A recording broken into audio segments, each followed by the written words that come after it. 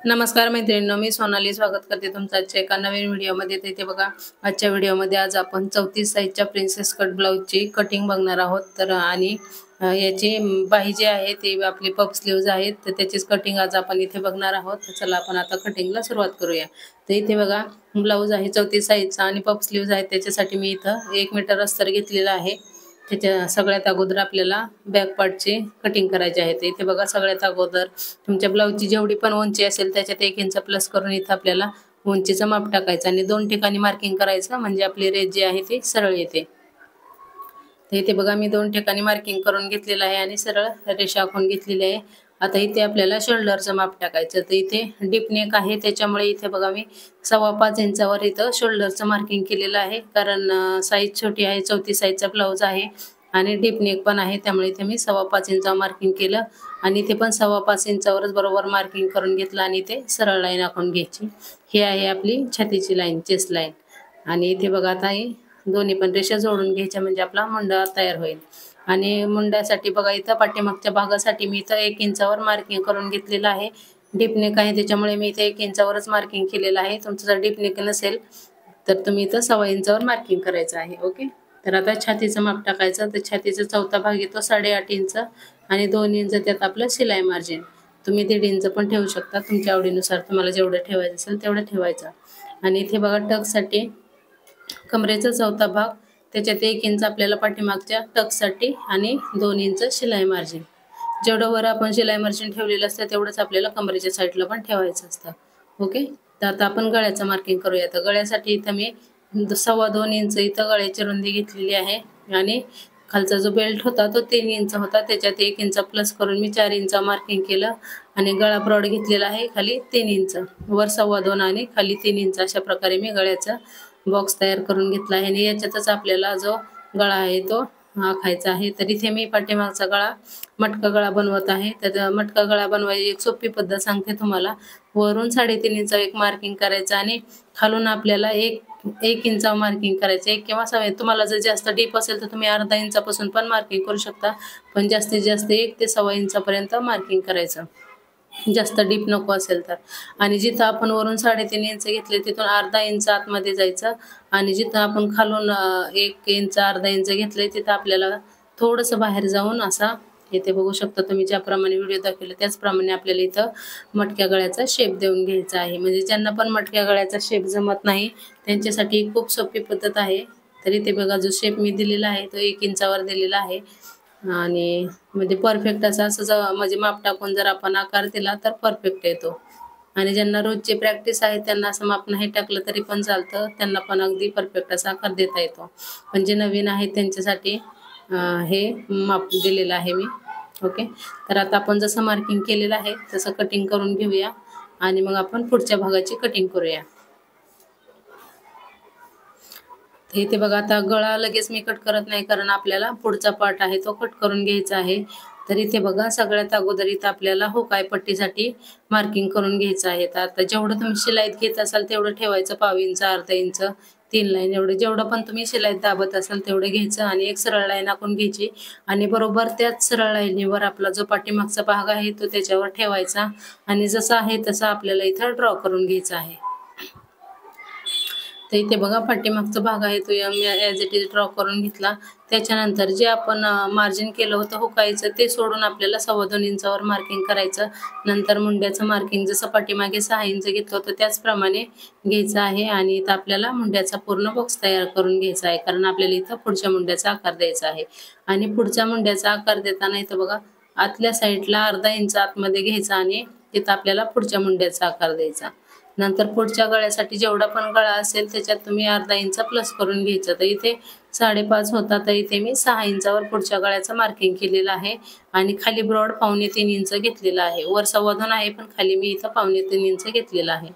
Okay, तर इथे बघा, अशा प्रकारे मी पूर्ण बॉक्स तयार करून घेतला आणि इथं गळ्याचा शेप दिलेला आहे। आता आपण इथून हे आपला जो टक्स पॉइंट असतो तो घ्यायचा, जेवढा पण असेल त्याच्यात अर्धा इंच प्लस करायचा। तर इथे 10 होता, तर 10.5 इंचावर मी इथं टक्स पॉइंट घेतलेला आहे आणि 4 इंच रुंदीला घेतलेला आहे, कारण 3 इंच तर आपला, तर इथे बघा, जेवढं पण वर आपण घेतलेलं आहे त्याच्यापेक्षा अर्धा इंच खाली मार्किंग करायचं आणि सरळ लाईन आखून घ्यायची. तर आडवा आपण 4 घेतलं होतं, तर खालच्या साईडला मी इथं 3.5 इंच घेतलेला आहे आणि इथे बघू शकता अशा प्रकारे प्रिन्सेस कटचा शेप दिलेला आहे.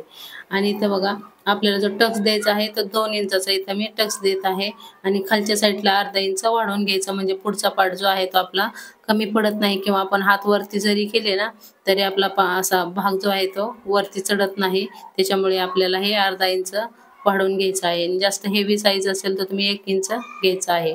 36 साईज पर्यंत तुम्ही पाऊण इंच घेऊ शकता. 32-34 ला अर्धा इंच घ्यायचा आहे आणि प्लस साईजला म्हणजे 38-40 असेल तर तिथं तुम्हाला 1 इंच खाली वाढवून घ्यायचं आहे. तर इथे बघा 36 या साईडला पण इथं आपल्याला 1 इंच घ्यायचं आहे, कारण इथं टक्स दिल्याच्या नंतर आपलं तिथं शिलाईमध्ये जाणार आहे. ओके, तर इथे बघा 2 इंचचा टक्स घेऊन मी अशा प्रकारे प्रिन्सेस कटचा शेप देऊन घेतलेला आहे. आणि साईडला पण जेवढं आपण वाढवून घेतलं होतं त्या दोन्ही पण लाईनी एकमेकाला जोडून घ्यायच्या आहेत. आता इथे बघा आपल्याला इथं आर्म होलच्या साईडला पण थोडंसं डॉट द्यायचं, म्हणजे काय होतं आपला पफ जो आहे ते एकदम परफेक्ट असा येतो आणि जो आपल्याला पाहिजे तसा प्रिन्सेस कटचा शेप जो आहे तो बॉडीनुसार अगदी परफेक्ट असा बसतो. त्याच्यामुळे आर्म होलमध्ये आपल्याला इथं अर्धा इंचाचा टक्स द्यायचा असतो. ओके, तर आता हे जे पण आपण मार्किंग केलेलं आहे ते जसं आहे तसं आपण कट करून घ्यायचं आहे.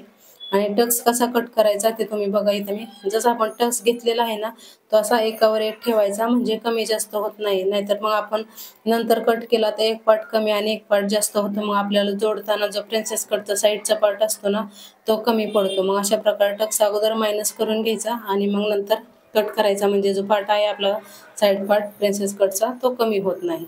ओके, आता इथे बघा जेवढं पण वाढवलं होतं तेवढं पुढच्या साईडला आणि बॅक साईडला आपल्याला कमी करून घ्यायचं आहे.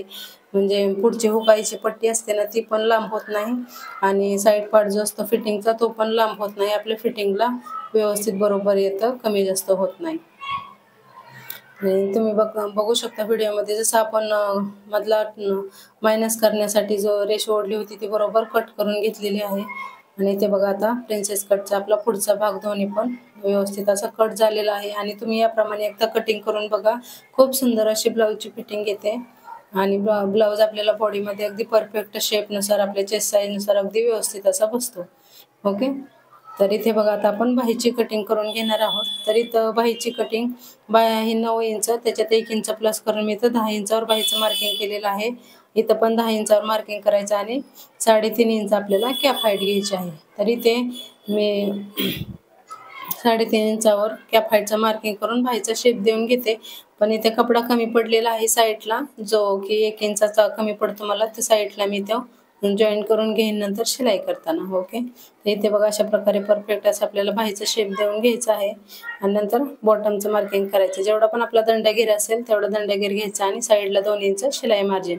आणि आपण ब्लाऊजमध्ये जेवढं शिलाई मार्जिन ठेवलेलं असतं तेवढं शिलाई मार्जिन आपल्याला बाही कटिंग करताना पण त्याच्यात ठेवायचं असतं. कमी जास्त झालं तरी पण आपल्या फिटिंगमध्ये प्रॉब्लेम येतो, मग व्यवस्थित अशी आपली ब्लाऊजची फिटिंग पाहिजे तशी येत नाही. त्याच्यामुळे जेवढं ब्लाऊजमध्ये ठेवलं आहे मार्जिन तेवढंच आपल्याला बाहीमध्ये पण ठेवायचं. नंतर आता हा जो पुढचा शेप आहे तो कट करून घ्यायचा आहे.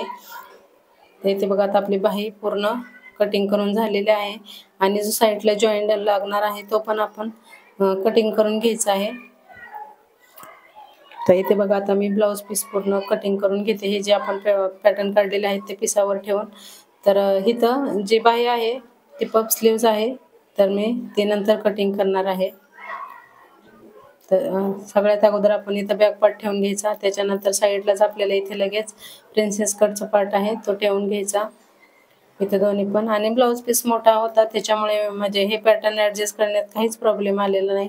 पण कधी कधी हेवी साईज असला ना मग आपल्याला हे पॅटर्न व्यवस्थित अगदी ॲडजस्ट करून घ्यावे लागतात. आणि इथं पफ स्लीव्ज असल्यामुळे मला ॲडजस्ट करणं गरजेचं होतं, कारण पफ स्लीव्हसाठी कपडा जास्त लागतो. तर मी इथे व्यवस्थित असं ॲडजस्ट करून घेतलेलं आहे.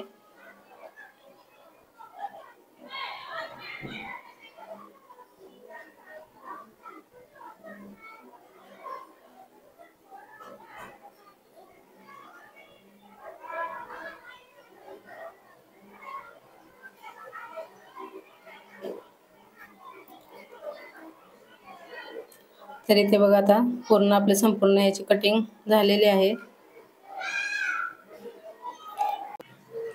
आणि आता बाहीची कटिंग करण्यासाठी इथे पफ स्लीव्ज आहेत, त्यामुळे मी अगोदर बॉर्डर कट करून घेते आणि राहिलेले जो पार्ट आहे त्याच्यामध्ये आपल्याला जो पफसाठी लागणारे प्लेट्स वगैरे आहेत ते बनवण्यासाठी आपल्याला तो कपडा एक्स्ट्राचा काढून घ्यायचा आहे. तर सगळ्यात अगोदर मी तो बॉर्डर कट करून घेते.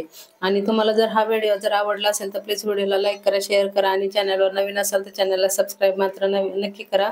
आणि याच्यानंतर मी याच्या पाठीमागचा जो गळ्याच्या डिझाईनचा व्हिडिओ शेअर करेन, त्यामुळे बेल आयकॉन जर दाबलं नसेल तर नक्की दाबा, म्हणजे येणारं नोटिफिकेशन तुम्हाला नक्की भेटेल. थँक्यू.